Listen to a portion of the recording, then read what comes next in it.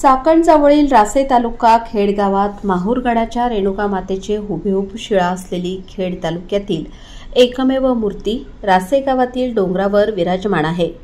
नवसाला पावणारी श्री रेणुका देवी म्हणून या देवीची ओळख असून अनेक भक्त देवीच्या दर्शनासाठी नवरात्र चालू झाल्यावर येत असतात. नवरात्रीमध्ये घटस्थापनेपासून 9 दिवस देवीचा जागर केला जातो. यावर्षी देखील 9 दिवस जागर कार्यक्रम आयोजित केला आहे.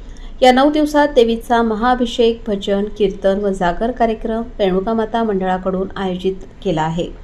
या ठिकाणी नवरात्रीमध्ये अनेक भक्तांकडून देवीची उपासना व सेवा या मंदिरात केली जाते.